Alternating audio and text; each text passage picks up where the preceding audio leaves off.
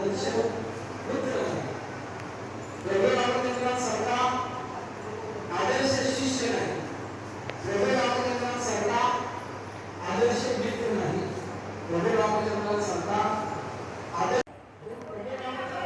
आदर्श राजा नाही.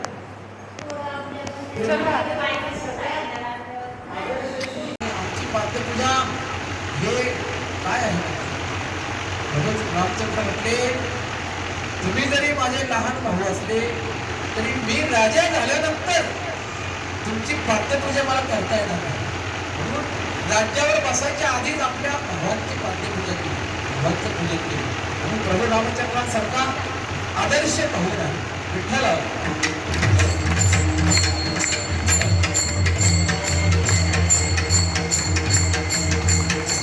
प्रभू रामचंद्रांसारखा शत्रू नाही. शत्रू नाही म्हटल्यानंतर आदर्श काय आहे? शत्रू रावणाचं युद्ध व्हायच्या आधी रावणाला कोणीतरी भ्रमणध्वनी केला, मोबाईल केला. तर रावणाचा नंबर काही VIP असणार, तो काय सामान्य असेल का? VIP नंबरवरून दुसऱ्या VIP मनुष्याला फोन केला आणि म्हटले, प्रभू रामचंद्रांच्या हातून दगड पडले. त्या राक्षसांचं धैर्य किती झालं.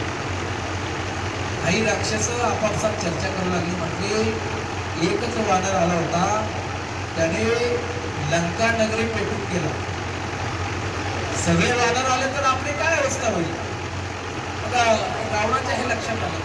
रावणाने सांगितलं, तुम्ही चिंता करू नका, उद्या भल्या पहाटे समुद्राच्या किनाऱ्यावर या, मी देखील दगड काढून टाकतो. आपले राजे दगड काढतात म्हटल्यावर सगळे पुरुष मंडळी लंकेतील त्या समुद्राच्या तटावर, समुद्राच्या किनाऱ्यावर आली. 2 राक्षसांनी भला मोठा पाषाण, भला मोठा दगड त्या रावणाच्या हातात दिला आणि रावणाने सांगितलं, त्या दोघांना तुम्ही आता मागे घ्या. त्या दगडाला श्रीराम नामाची शपथ घातली. श्रीराम नामाची शपथ घातली.